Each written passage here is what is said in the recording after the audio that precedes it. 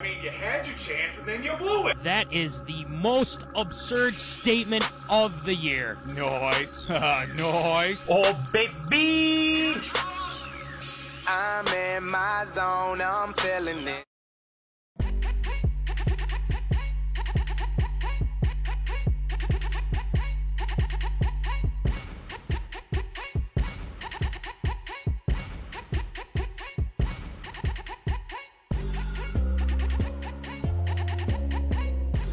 Live from Rock Solid Studios in Granite Falls, it's time for MinneZona Sports, live with DJ Matty C. and Paul the Shield Vold. And this is MinneZona Sports Live. We are back again for another great show. We got a lot lined up for you. And, oh yeah, by the way, I'm your host, DJ Matt AC, a.k.a. Matt Callahan, a.k.a. Callie, a.k.a. Matt AC, etc., etc., etc. So, without further ado, from Aiken, Minnesota, Woods and Shores Studios, Paul Vold, the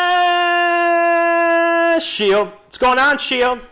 It is a beautiful day today. It is Wednesday, August 5th. Feast your eyes on... Whoa! That's right. Tom Brady, Tampa Bay Buccaneers jersey. It is in the repertoire. We are ready to go. It is going to be a fantastic show tonight. Mind blown. Absolutely fantastic. Surprise, surprise. And we got more surprises because we have our guest here today, our Vikings expert, and also he's going to chime in with the Wild too with Tater Tot hot take. Mikey Ryan, we welcome Mikey Ryan back. Mikey, welcome back. Thanks for having me back. Surprised they let me back on for another show, but we're back. You got to talk about Vikings. It's coming up, and all Minnesota sports are doing good right now. The Wild, they're 1-1, and the Twins are playing well. Yeah, I mean, honestly, we're going to let you back on. I mean, I didn't see – I mean, I would let you back on. Kerf Doctor, I think, would. Voldy would. I mean, yeah. I mean, we would never – we'll let you back on. Anyway, it's game time, baby. You're darn right, Glance. So, anyway, we got to get things rolling here because it's time for some Tater Tot. Man, that's hot. Tater Tot hot take.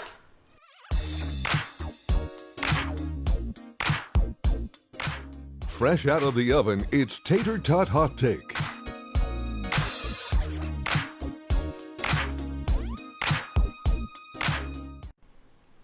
All right, welcome to Mikey from the Callahan. So, yeah, there we go, Mikey. I mean, I don't know. You could beat out Double Trouble. We'll see. I don't know. We'll see. They're going to hate us for that. Yeah. But anyway, so... Again, our lower thirds not working. Don't know why. ECAM, what's going on? That's all I got to say.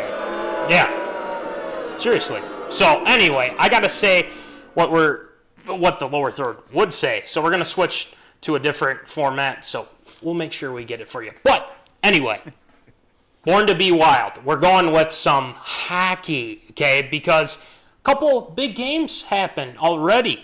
Voldy and Mikey with the Minnesota Wild. Let's talk about game one first. They did pretty doggone well. I watched almost most of the game, and I got to say, they were flying, man. I mean, Parisi played well. Kevin Fiala, wow, what a get by the Wild not too long ago. I've been very impressed with what he's done with this helping out this team. And Ryan Donato, guys like that. So, Voldy, I'm going to go to you because I want your thoughts. What were your thoughts on game one? Then we'll get to game two. Yeah, game one looked really, really good for the Wild. Coming right out of the gate, of course, obviously with the fact that long layup going into the start of the qualifying round for the Wild. It was really good to see them come shooting right from the hip to begin with. Kevin Fiala looked really good. Eric Stahl starting to get his legs back under him. And the fact that, Alex Stalock in that, and he ends up performing to the tune of a shutout, was fantastic to see right off the bat because, I mean, they're going to need that goaltending here into this portion of the season because you can rack up as many goals as you want to as long as you have some goaltending behind you. It's going to be a big-time factor. So to see, Alex Stalock play so well in game number 1 really helped get a lot of good footing for these guys in the first game. First of all, that was fantastic by the Kerf Doc. Finding a lower third on. Let's go. Mean, claps all around for the Kerf Doctor on that. We got it rolling.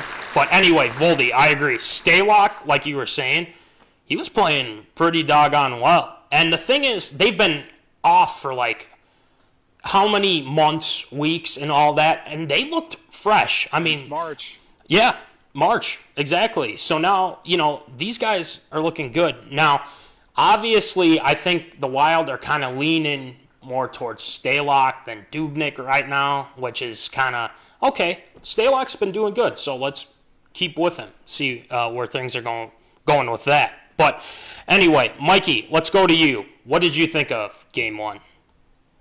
I unfortunately did not catch much of Game 1.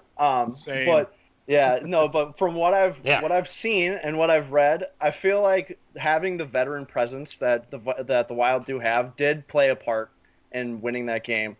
And with playoff hockey, it's always you have to ride the hot goalie hand, and it seemed like Stalock was hot. So I didn't. Spoiler, I didn't see much of Game 2 as well. Well, me either. I was working. Also same. Yeah, but I feel like if he stays consistent and he stays hot, you have to ride that hot hand because a hot goalie can take you all the way in the Stanley Cup playoffs. Oh, 100%. And, I think this really benefited the Wild, being off that long because things were like almost in shambles with this team. Parise was almost traded. Zucker was traded. I mean, it was a full... Fired your coach. Right. Fired Boudreau. Mm-hmm. I mean, now, they're playing pretty well for Game 1. But, my thoughts, I look at this team, I didn't see much of Game 2 because, guys got to work, right? So, Game 1, I looked and saw, they were skating, like, really well. They were out hustling the Canucks. Fiala was really good. I mean, he was zooming back and forth. Parise, of course, fantastic as always. But again, this team is going to be interesting to watch. And, Voldy, we said Wild in 4, right? So, fingers crossed. Wild in 4. Let's go. So, well, we don't have much of a reason to not catch Game 3 tomorrow. It's at 1:30 in the afternoon. Exactly. Yeah. How awesome is that? I love it. Compared to, nice. 9:30, 9:45 Central Time when it's barely 7 o'clock out in Vancouver. I mean, that's awesome. I mean, or I should say out in Edmonton, that's where they are. They're playing Vancouver. Yeah. But another disappointment from Game 2 is the Wild need to be able to convert on the power play. Right. Because you give those opportunities in the playoffs. I mean, you got to be able to convert. And unfortunately for the Wild, it didn't go their way that night. Right. And, piggyback off of that, I was listening to it on my way back to my apartment. And, it just seemed like the Canucks just, were like, you know what, we're just going to go out there and give it our... And they did, from what I could hear, And the Wild, it seemed like they were expecting them to come out flat. They didn't.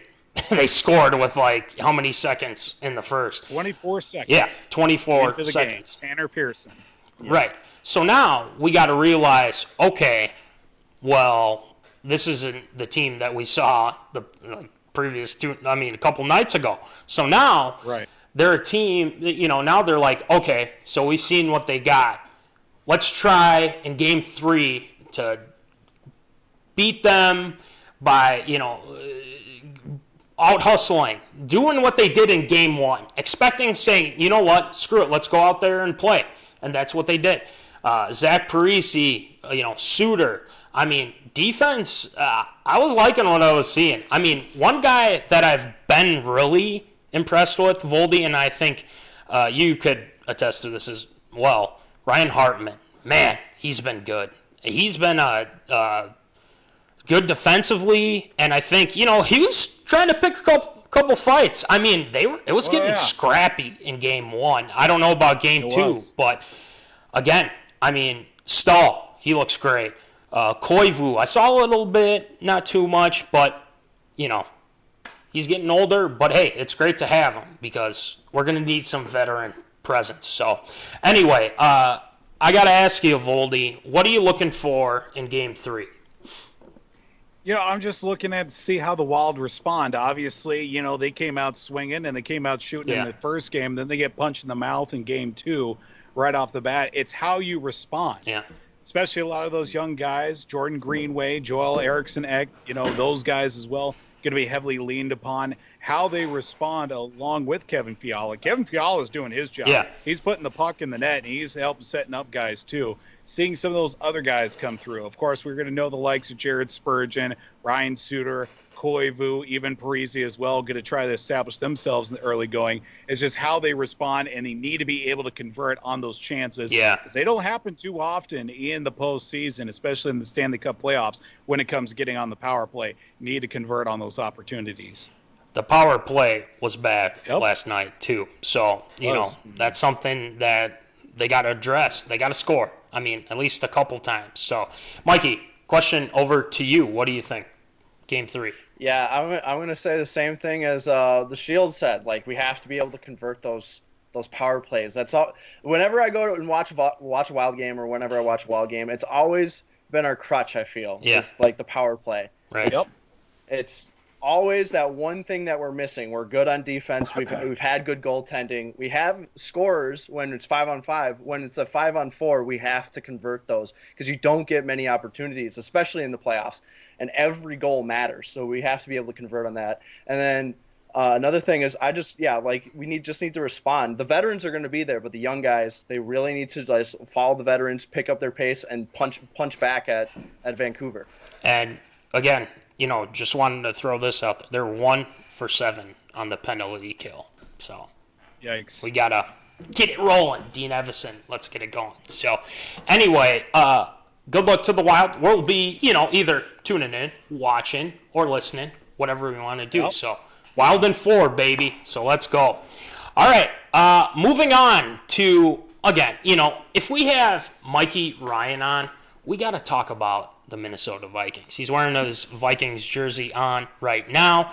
I love it. Yes, sir. Fantastic. Yes, sir. So, Mikey, Vikings are in training camp right now. We've got, a whole slew of guys ready to go. But one thing remains, Mikey, Dalvin Cook. He really, he was looking for a deal. And the thing is he showed up without, he didn't hold out. He didn't do anything like that. He's there at camp. So, Mikey, do you think a deal will be done during training camp here? I feel like there has to be a deal being done. Yeah. Especially with the cap moves with Stephon Diggs trade. Right. There's money there that the Vikings can able to put it toward Dalvin Cook. You can't let that guy get to free agency. Right. Even though free agency this year is going to be stacked for running backs. It's a crazy list. When I last looked at it, there's I think 10 of them are starter quality within that entire free agency list.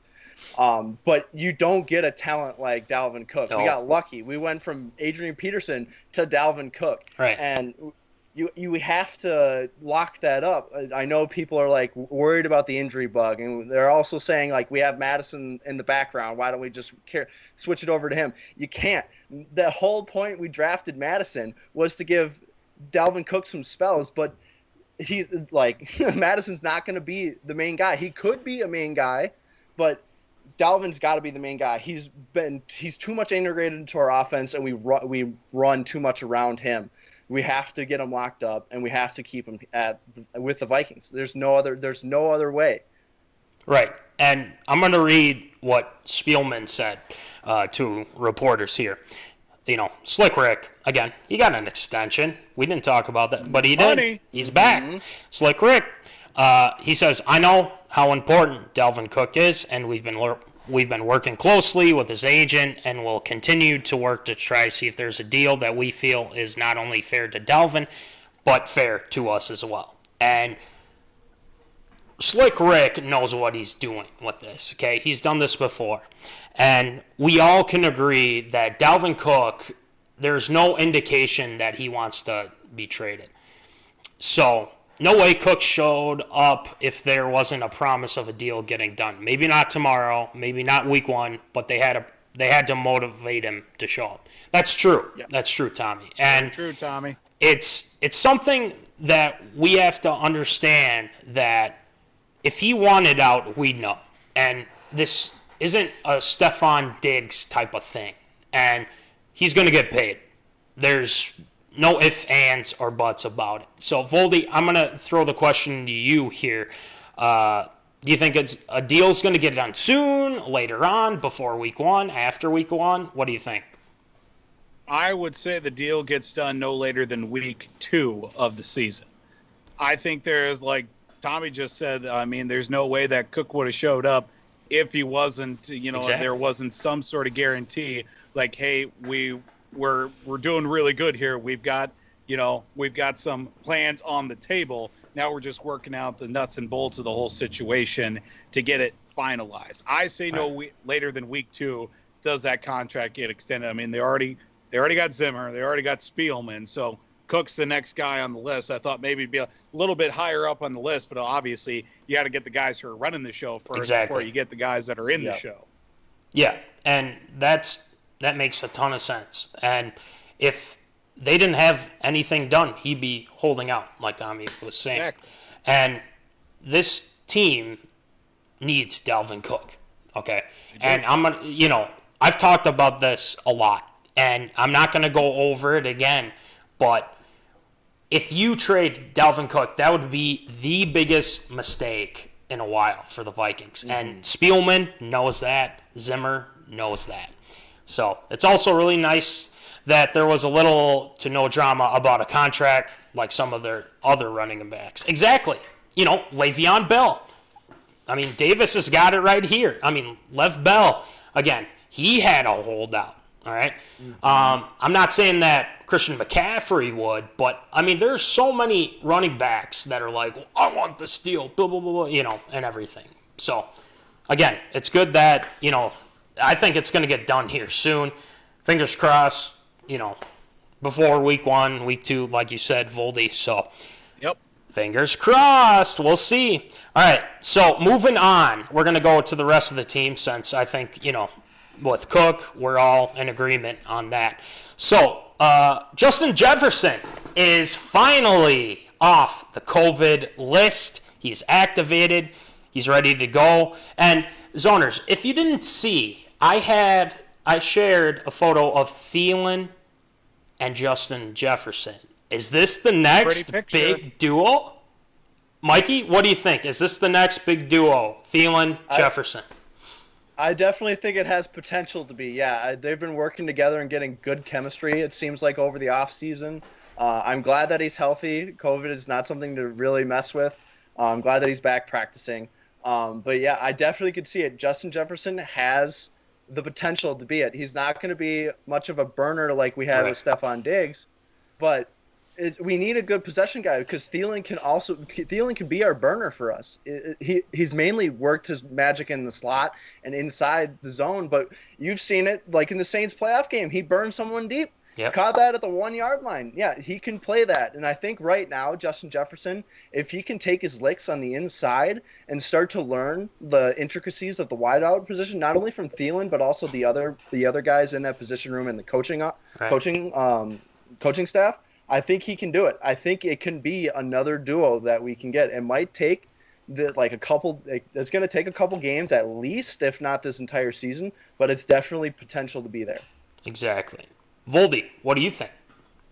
It's definitely, like Mikey said, it's got the potential. I mean, 18 and 19 on the same field, same line of scrimmage on the same side. I mean, it's going to be fun to watch. It'd be very interesting to see how that all shapes up. Obviously, put maybe Jefferson in the slot to start off, and then work Thielen to the outside and let him burn a couple of guys. Got that sneaky white guy speed, which is very hard to come by nowadays. But I think Justin Jefferson is going to be, that right fit in the slot. Obviously, there'll be a couple growing pains in the early going because this isn't college. This isn't LSU. This is big boy football. This is where the big dogs play. So obviously, it's going to be fun to see, and I think it's definitely got a strong potential right off the bat. 100%. And I think, like you guys said, the potential is there. The sky is the limit. Now, we can't forget guys like B.C. Johnson, who are also can contribute. Tajay Sharp, another guy. Rudy, Irv Smith, and then Delvin, Alexander Madison. I mean, the possibilities are endless, guys. And that's what we got to look forward to with this team, with Justin Jefferson. I mean, I don't know if he contracted the virus or anything like that, or if he was exposed to a person that did have it and they just wanted to take precautionary measures like they should. Now, if they, is this going to be kind of like hopefully a relationship like Diggs had with Thielen had with Diggs? I think it will. And I think it's going to be, knock on wood, less drama with Diggs from last year, okay? So now Justin Jefferson comes in, new kid. He's got a chance to do great things here, and I think he will. And that's going to be fun for the Vikings. So, fingers crossed, we'll see what happens. But one more thing I want to bring up. The Vikings made a trade with the Raiders. And, about that. PJ Hall, he failed his physical. So apparently we're not getting a defensive tackle. So, Mikey, what are your thoughts on that? It's a whole thing. I know we're in the middle of a pandemic right now, but there are ways to keep yourself active. Yeah. If he failed the physical, if he was hurt, then that's something different. If he's been training, but it's so weird. The deal came out after the Michael Pierce opting out, which I understand we got to get that role filled, but you'd think they would have done their background a little bit more if they saw that if he was either injured or hiding something, they would have at least interviewed the guy, even over the phone. You could see, you could have sent a team doctor out there. You could have done remote workouts or anything like that to even see the potential of him missing a physical like that. It's just weird, and it's kind of weird for the Vikings to actually get a miss like that. We haven't had one in a very long time. Yeah, and it's crazy to me that this happened. And again, Michael Pierce, he's gone, for the season, obviously. So again, there's enough, they have enough cap space now to go out and get a couple veteran guys possibly. But with the Las Vegas Raiders, all of a sudden PJ Hall is, out now. And now you're having Jaleel Johnson. But another thing to consider here too, guys, Armon Watts, a guy that played he played a couple games here. He's on the COVID list too, so we got to factor that in.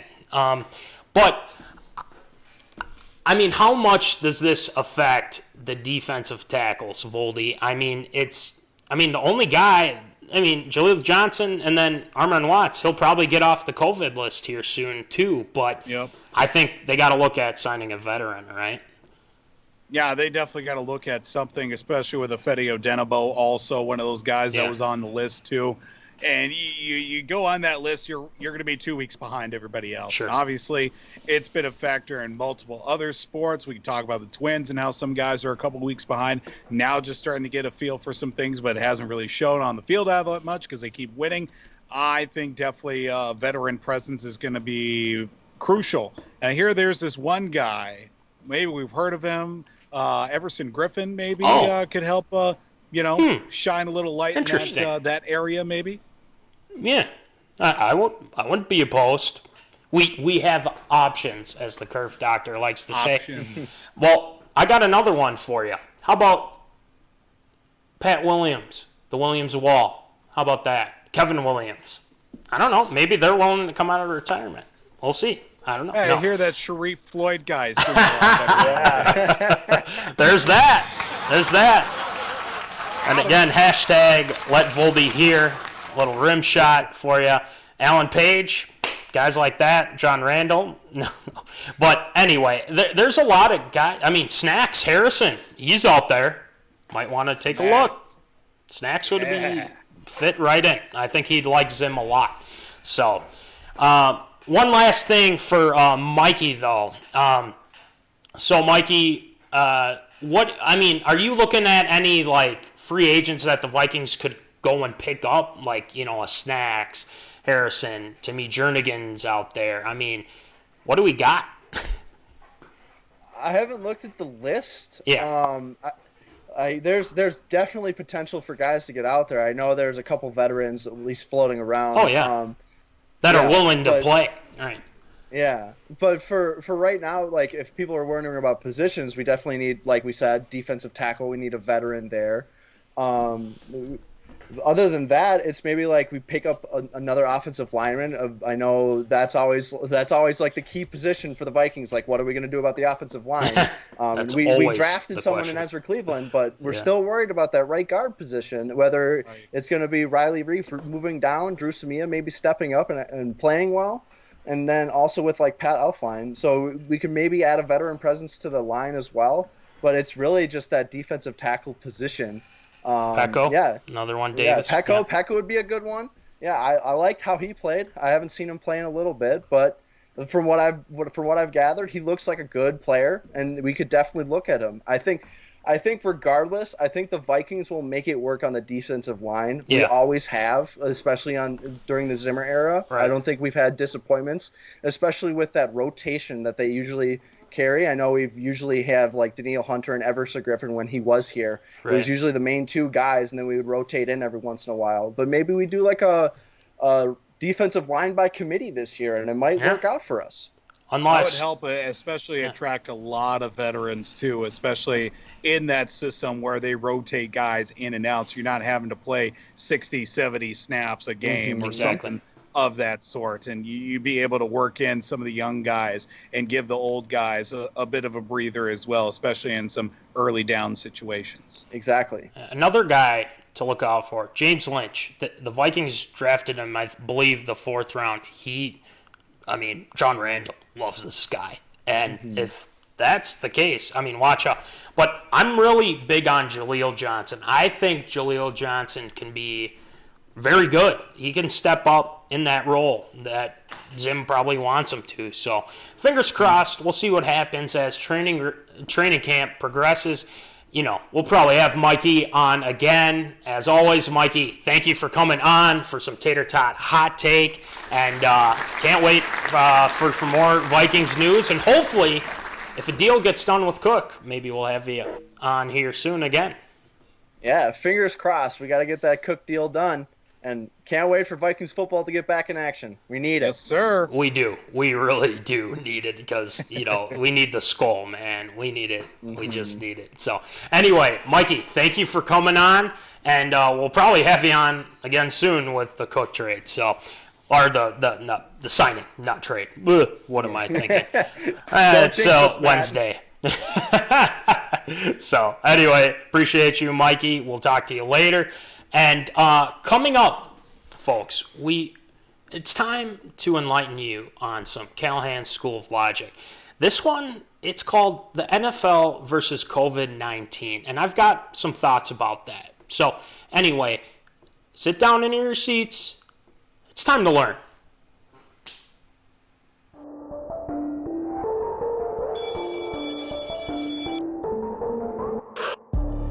Class is in session. You're enrolled in Callahan's School of Logic.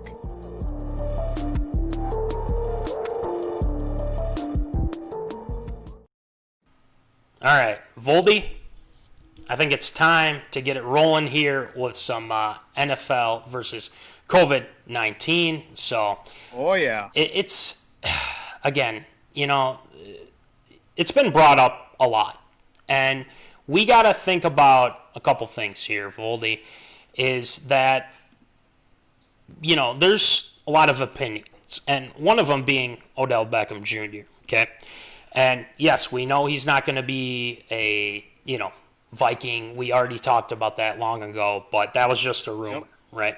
So let's delve deep into this. So Odell Beckham had something brought up about, like saying, hey, why are we even having like a season?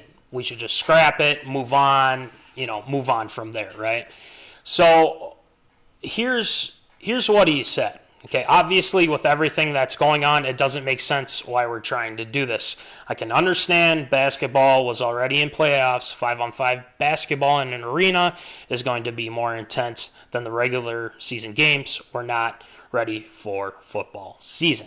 Okay, so obviously this gets into, him saying, the owners are thinking, oh, we own you guys. Okay, now I'm going to take race out of this. Obviously, Stephen A. and, Jarvis Landry getting into it, things like that. I want to talk about some of the players that are opting in, opting out, okay? Now, there's been a lot of players that have sounded off saying, like, well, we should just cancel the season. Okay, well, what does that do? You don't get paid if you don't play, right? So, a couple things. With everything that's going on right now, especially with guys deciding to opt out, which everyone totally respects, okay? I mean, there's so many reasons. Michael Pierce, for instance, has some respiratory issues. Totally understand that, why he opted out. Now, the thing is like, OBJ saying like, well, OBJ, if you don't want a season, then why are you playing? You can opt out anytime, right? You can opt out anytime. Play or don't play. It's that simple. It really is. It's nothing that we can't just say, well, if you don't play, then that's not good. You could be released. I mean, that would be something that would be outrageously absurd. Now, you have options. That's what we're saying here, is that a lot of guys that are opting out, we all respect, we understand, okay? You want to protect your family. You want to, make sure that no one else is contracting the virus. We all get that. But for some of the players that are like, why were you even having a season, blah, blah, blah, then why are you playing? You can opt out anytime. Anytime you can opt out, okay? And that is what is most frustrating to me, is a lot of these guys are coming out and saying, I don't understand this, blah, blah, blah, blah, blah. Well, understand this. If you want to play, you can play. If you don't want to play, don't play. It's that simple, right? With everything that's going on in regards to COVID and everything like that, okay, you have two choices. You can opt out or you can play, okay? Now, the deadline is tomorrow, Voldy, and I think one thing that we have to consider is that they've had a lot of time to think about this, but there's got to be a deadline because people got to know, if they're going to play or not, so then teams can properly prepare for the season because there's going to be a season. Right. Could it be canceled? Sure, it could. I'm not saying that it's fully like, yep, 2020 season, every game they're going to play. I don't know. That's the thing. Okay. Are they going to finish? I think they'll start. Will they finish? I don't know. It's up in the air. It's going to be a tough one. It is. And so for some of the players that are sounding off on saying like, well, we need to, I don't know why we're having a season.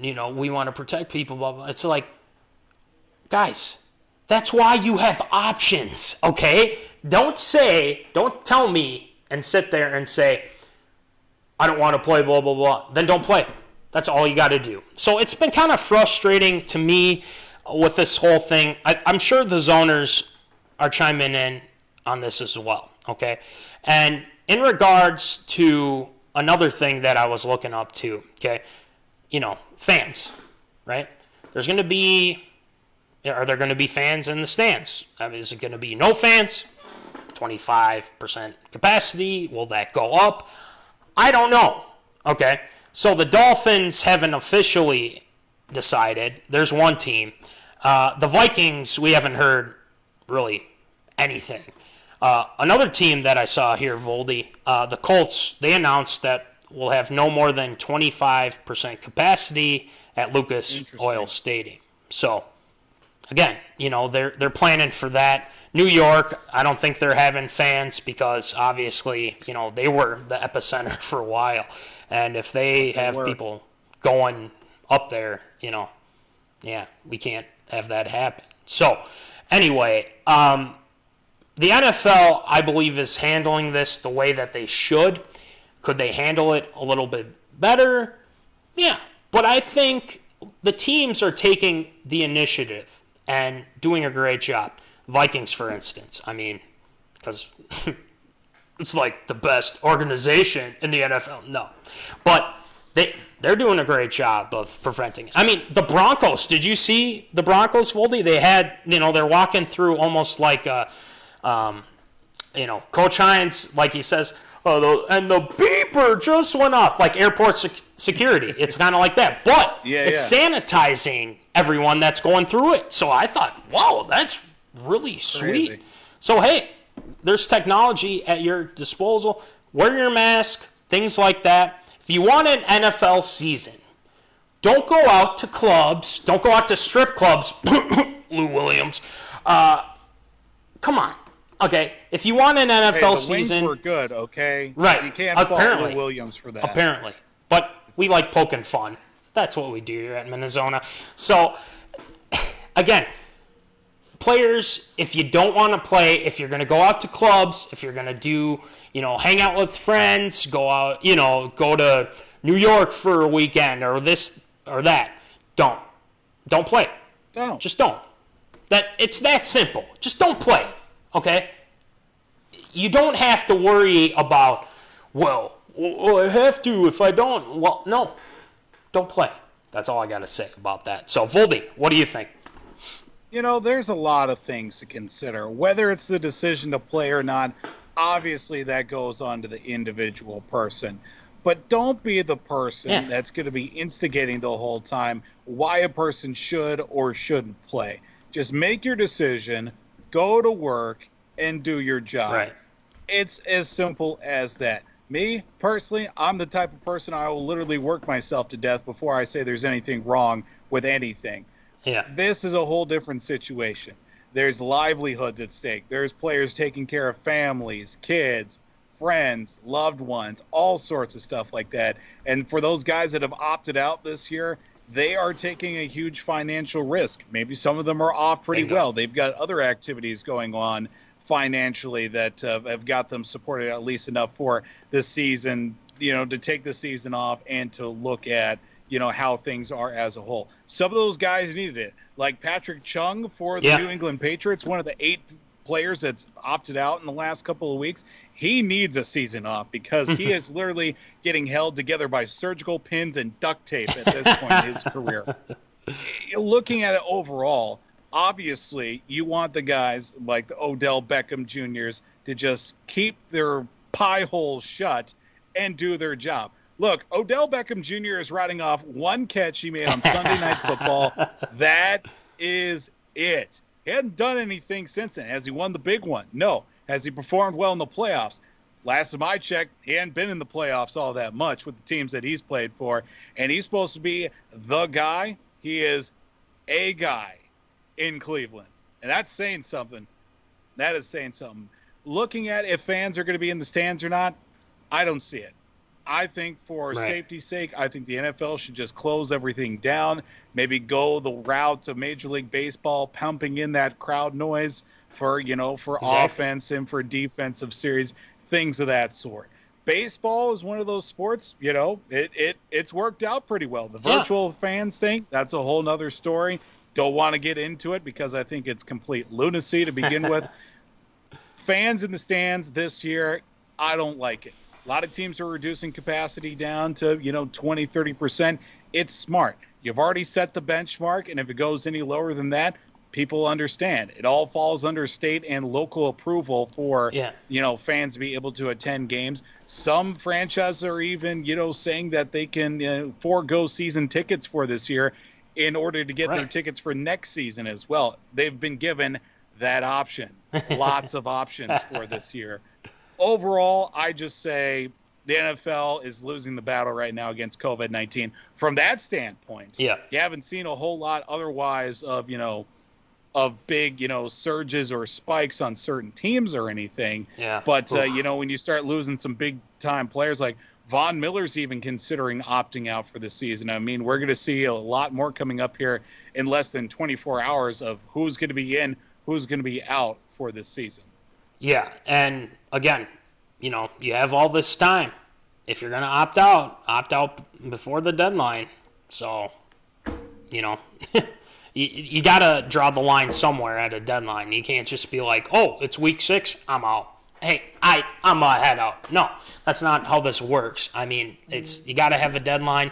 But, again, you have time. You have time. So, anyway, if I'm an NFL player, man, I'm playing this season. Oh yeah. I don't have a whole lot going for me. I'm a pretty low key guy. I go to work, I go home. That's about it. Right. Maybe stop at the gas station to fill the gas tank a little bit. Other than that, I'm not going out. I'm not clubbing. I'm not going to other nefarious establishments. But I play this season. Now it's just up to me trusting my teammates enough to live that same kind of lifestyle, which unfortunately a lot of people, they don't live that. They share that same kind of value. Yeah. Drop the ball on it. So anyway, Voldy, I think that'll conclude our talk with that. I mean, to sum it all up, the logic behind it is that, just got to keep fighting the good fight against COVID until we get a vaccine, things like that. So what it is right now. So, anyway, Voldy, I think it's time to get back to our other favorite segment. I believe it's called Absurd or Approved, or Approved or Absurd. Approved or Absurd. Or Absurd or Approved. It's time for everyone's favorite segment, Absurd or Approved.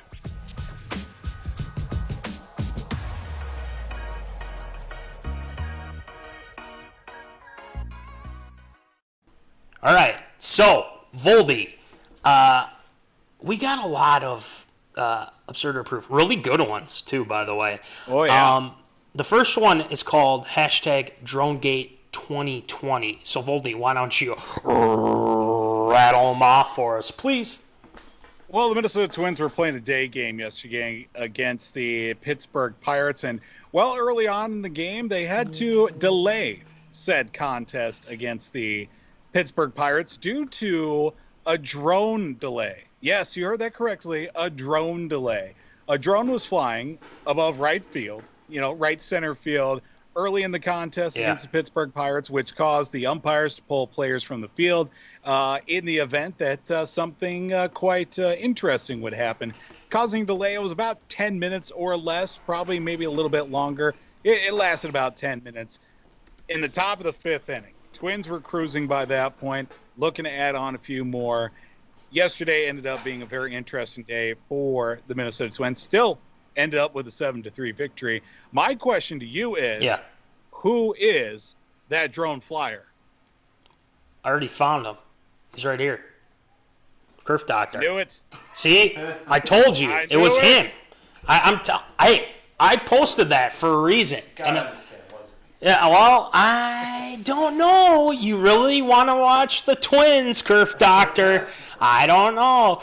But anyway, it might have been. We're going to have to look into it. Voldy will have to ask our zoners to look into it. If there's lawyers out there, maybe if they can bail Kerf Doctor out, because I don't know. #DroneGate2020. But from the perspective of that happening, why? And how did it get there, for one? They got to track down the person who did it. And it's like, come on. You can watch it on TV anytime, but it's like, oh, I want an up-close look. No, drone, get out of here. All right, Drone Gate 2020, yeah, get out. But we already know who it is, so Kerf Doctor, don't do it again, okay? Good. Don't. So, again, it's absurd that it happened and things like that. Completely but, absurd. Again, just watch it on TV. That's all I got to say. Voldy, what do you think? I mean, that's just weird. Yeah. I mean, that's probably the first ever, I think, at this point, Yeah. the first ever drone delay in Major League Baseball. That's pretty awesome to have that attached to the Minnesota Twins. Pretty absurd, the fact that it did have to happen, and it's pretty enjoyable to listen to on the radio while listening to Sure. Dan Gladden and Corey Provis talk about drones for about 10 minutes. Completely hilarious, but still absurd overall. Okay, Kerf Doctor, stop, man. Okay, you can watch it on TV, on your phone. We have options, man.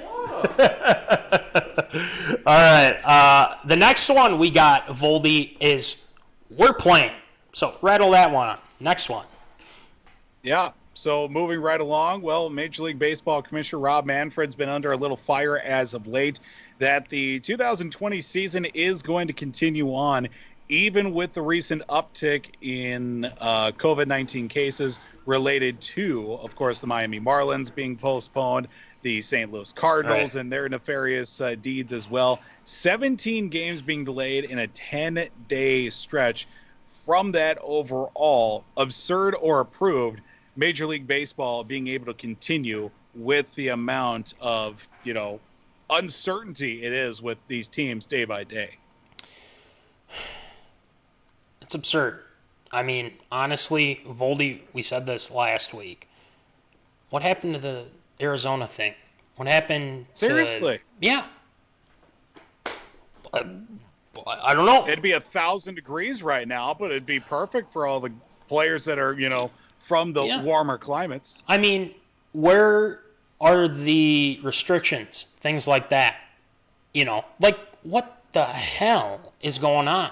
It's absurd. And Manfred's like, we're going to keep going. Okay, well, that's great, but you got to get this thing under control because it's getting out of control. And the Miami Marlins, I've heard things, reports, and everything along those lines. Cardinals, I believe it was innocent going out to like a casino or whatever, getting food, things like that. But, I mean, in this point in time, we know if you're infected, you can't play. That's how it works. And you have to be quarantined. You have to do all this other stuff so you don't spread it.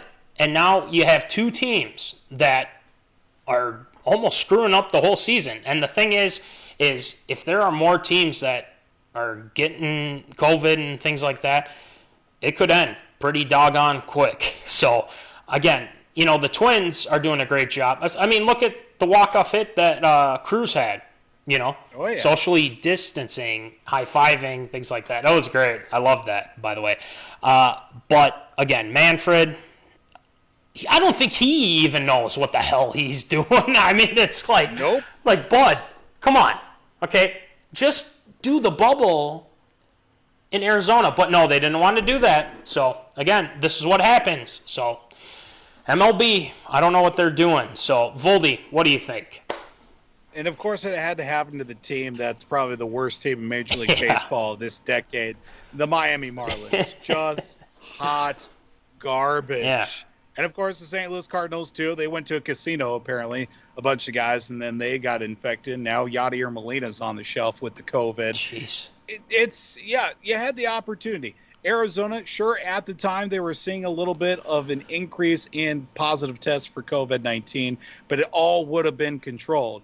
A lot of factors that go into it when teams go city by city from hotel to airport to field and back, especially 3-4 game series. Now they're implementing basically glorified hall monitors to make sure guys aren't sneaking out of their rooms after games and going to the bar or whatever, if the bars are open in said city that they're in. Right. There's just too many things going wrong right now. The only thing that isn't suffering is the on-field product of the guys that are healthy. Right. I mean, Miami had to replace 17 guys on their roster. That's more than three-quarters of the team that they're allowed. And they actually picked up a win yesterday with basically guys that were, going to be minor leaguers this year. No minor league season, so the taxi squad got plenty of work these last couple days for manager Don Mattingly.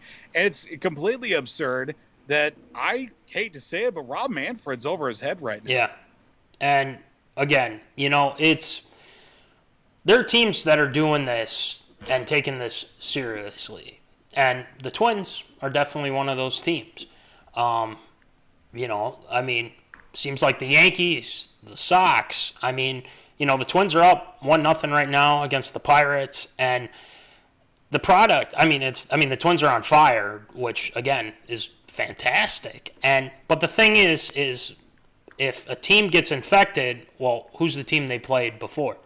I was concerned about the Twins. I really was, because I'm like, oh God, hopefully no one got infected with COVID while they were playing. It doesn't seem like they did. Thank goodness. That's almost the saving grace right now, which is what we kind of need at this point.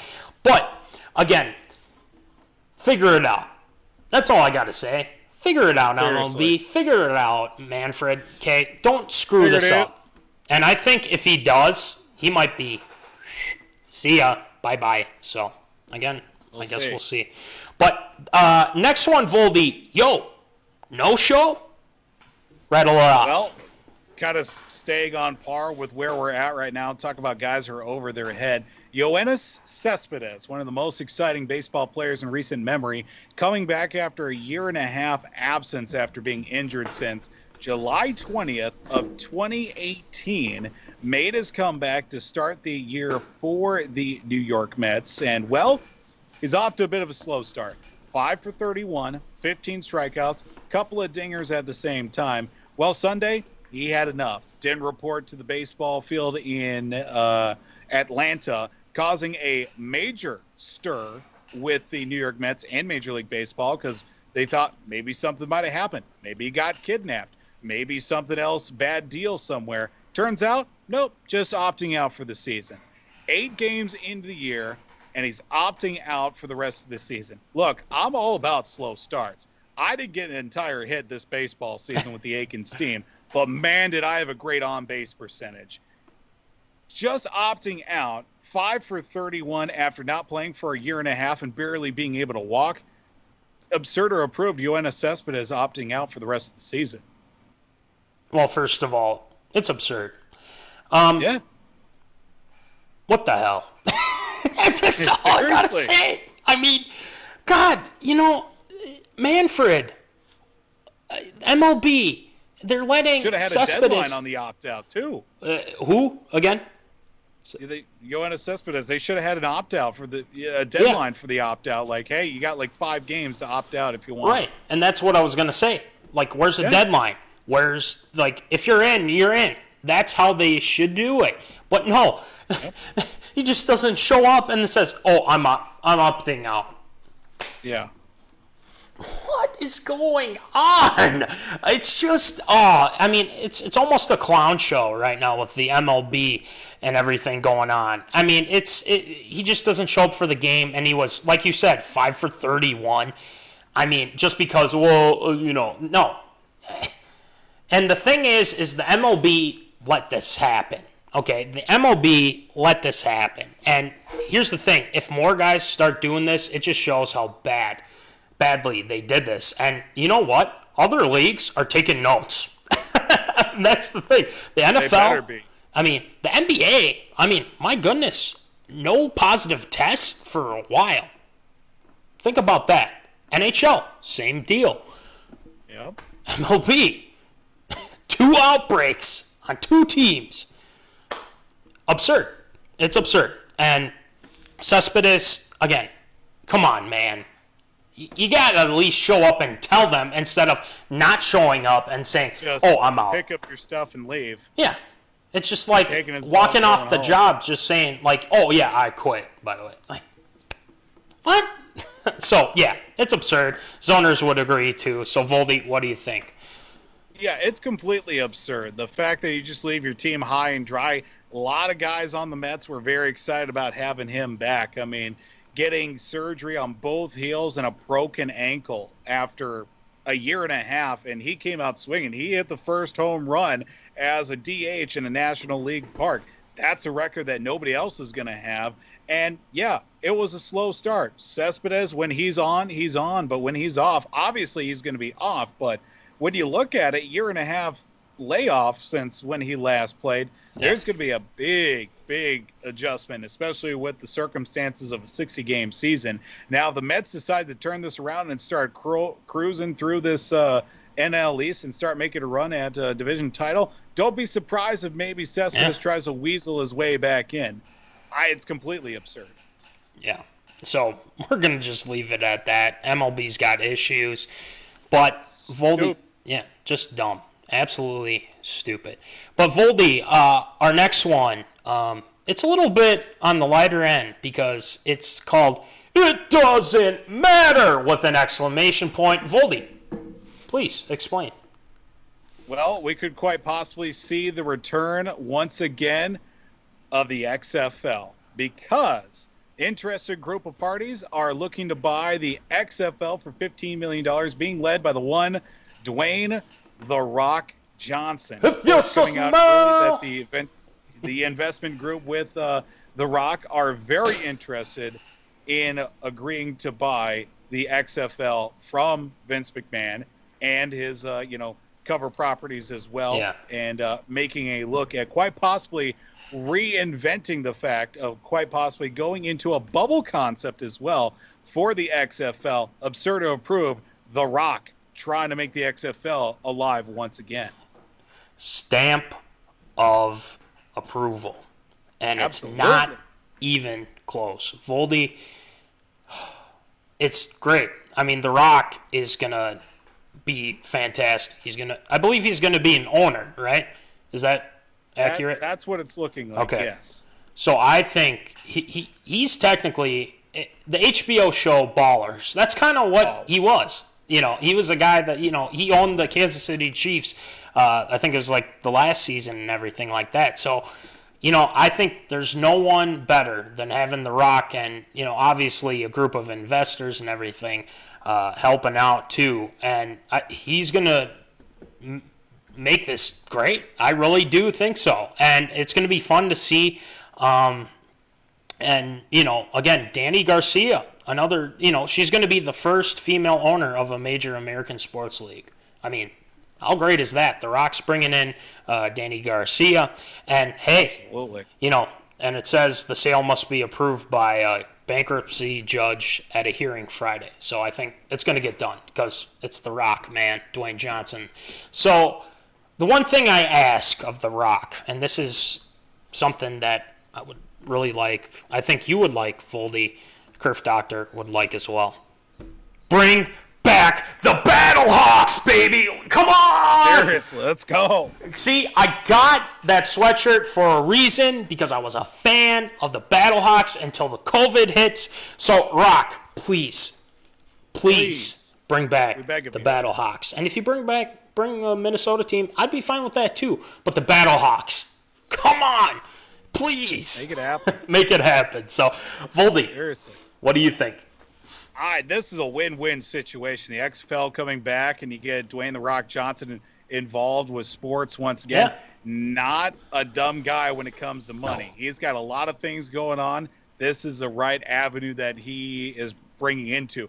Obviously, with the teams that are currently on the XFL, maybe we could see a little bit of expansion. But we need to get that footing back once again with the teams that are already there. Still some active employees, a lot of players getting signed by the NFL because of their exploits in the XFL. It's worked out to their advantage. Maybe bring that next crop of players in that maybe missed out or are looking for a second or a third chance in the NFL once again through the XFL. This has got my stamp of approval as well. Got to have the XFL back because I thoroughly enjoyed watching games, especially at the beginning, especially in the spring, watching some football at the same time. Bring back the Battlehawks. That's all I got to say. Okay.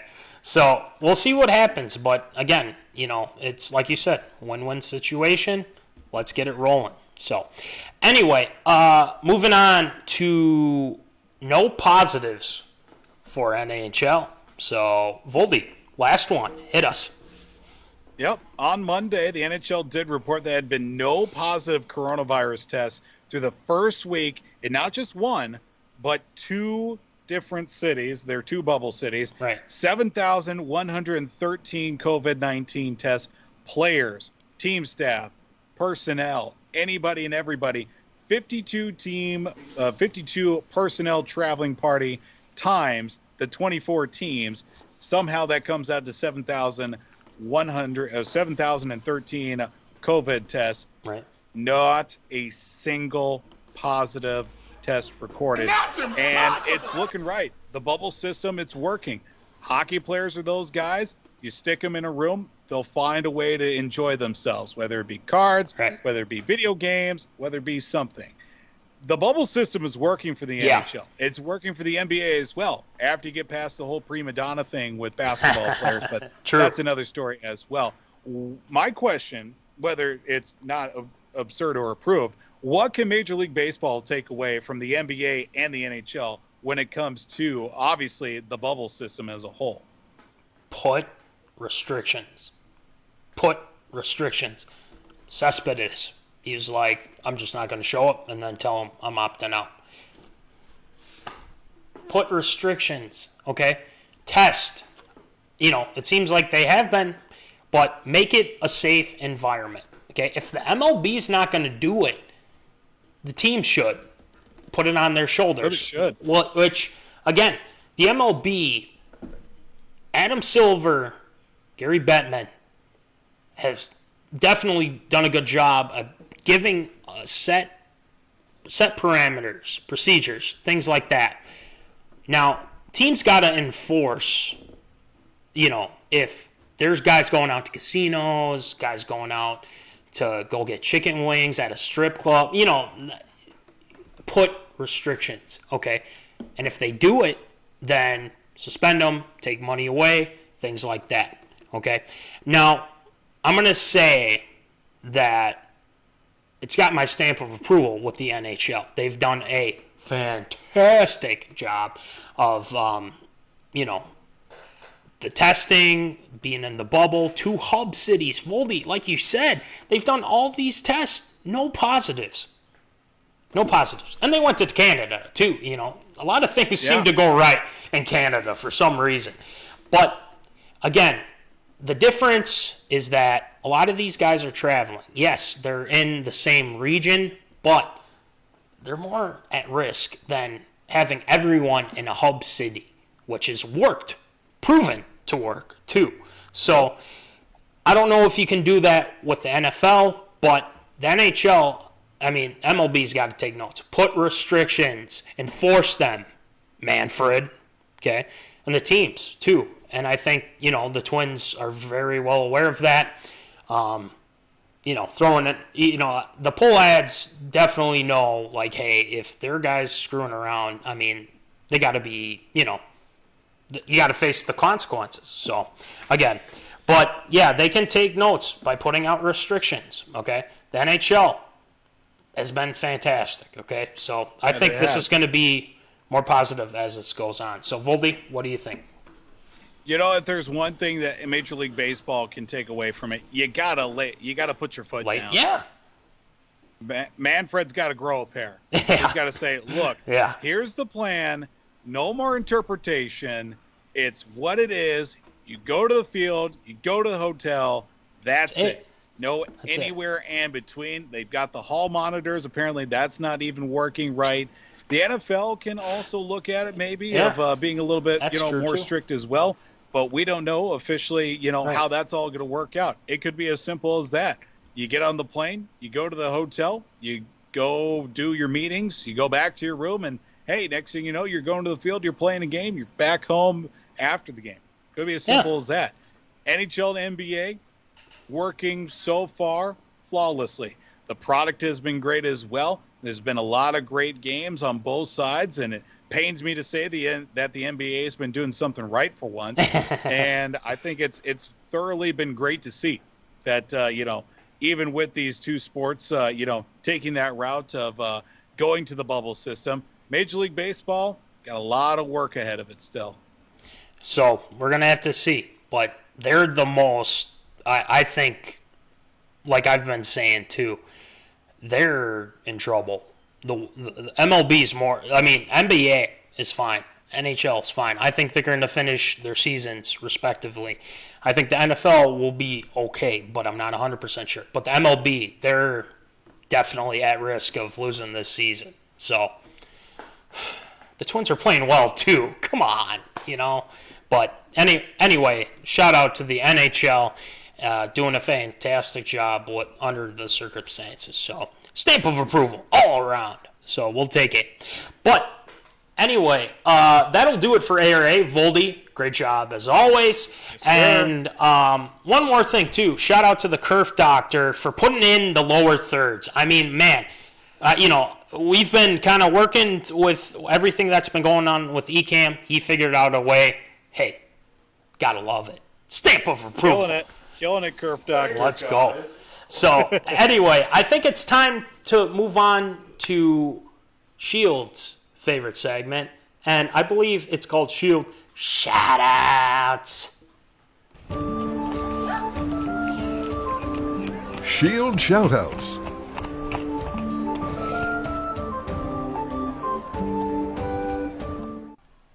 All right, Shield, you got some good ones, and especially that jersey you're wearing right now. I mean, TFB, man.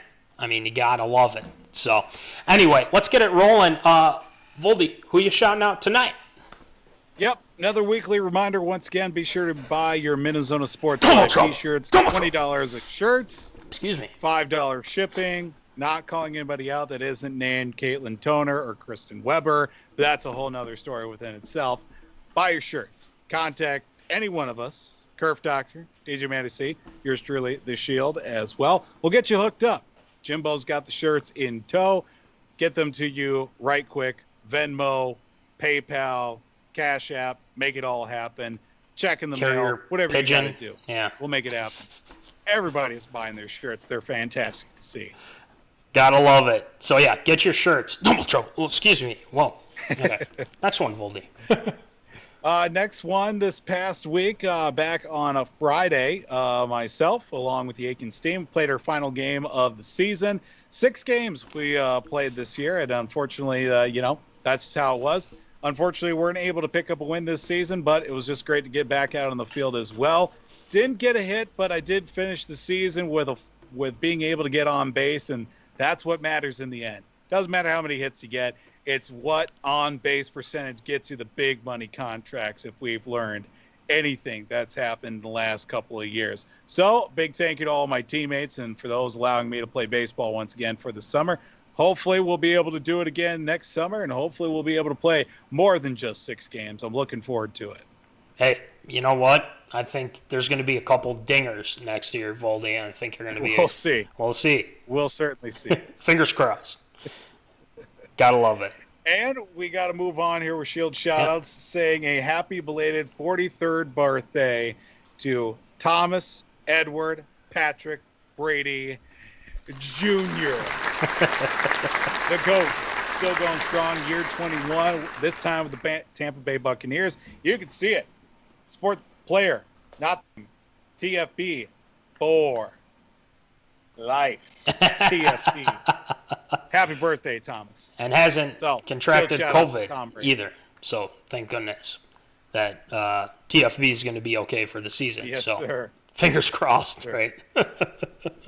Next one, Send a Voldy. Shield shout out to some of my old teammates from Madison Broncos out in South Dakota. They were able to punch their ticket to the state amateur baseball tournament over this past weekend. Now they're playing the opening game. I believe they started about 5:30 out in Mitchell. So I'm hoping that I'll get a result here saying that they're moving on to the next round. They're playing the first game of the state tournament, which was pretty cool to see, Yeah. And I wish them the best of luck, and hopefully we'll get to talk about them next week playing in the state tournament still. So big Shield shout out to the guys over in Madison and the Madison Broncos. Hey, gotta love Madison. I mean, you're old, where you used to work, Voldy. Gotta love the Madison sir. Broncos. Awesome. Love it. Next one. Finally, today with Shield shoutouts, got to give a big Shield shout out to a journeyman, guy who has put the time and the effort to better himself, and it's finally paid off. Randolph, Minnesota native, former SDSU Jackrabbit, current Twins reliever, Caleb Thielbar, coming back to pitch in the Major League Baseball uniform for your Minnesota Twins. First time since 2015. It's 5 years ago. Was supposed to be an assistant coach at Augustana this past fall. He accepted the position, decided to play, to keep going with the dream, pitch for Team USA in the Premier 12, ended up playing indie ball for a few years before thinking about coaching, got an invite to spring training with the Twins as a non-roster invite, made the taxi squad, and was called up this past week and was able to pitch back in the major leagues once again at Target Field, and that's just awesome to see. 5 years since he last had a major league appearance and made it worthwhile, was able to, pitch pretty solid to start off for the Twins. And of course, there's some bumps in the road, but I'm sure as the season goes on, and if he sticks around long enough, he'll be able to ride out those things. So big Shield shout out to Caleb Thielbar. Oh, that's great. First of all, I remember him too. He was pretty good. Maybe bring him up. We'll see. Right? So, is that it, Voldy? That'll do it for Shield shoutouts this week. Oh, I love it. And like Voldy said, people, get your shirts. I mean, get the shirts. Just do it. It's great material. What will tell? Right now, Jimbo included the Venmo info and PayPal. It's right there in the comments. Check it out. It's just waiting. It's waiting. Just great material. I've honestly haven't heard a negative review about the shirts. No, zero. Not one. Zero. Great material, great everything. So get your shirts. And then also, speaking of Will Rattel, check out W2 Performance. Will's got all the content ready for you. He's going to get you in shape. He's going to, show you, what kind of cool things that you can do, educate you a little bit. So, hey, it's always great. And we got to get him on soon again. I think it's starting to creep up on us. So, hey, we'll see. Hopefully get Will back on here. And then one more thing. Voldy. The zoners, I don't think, know this because we're doing something tomorrow. It's going to be it's a Q&A.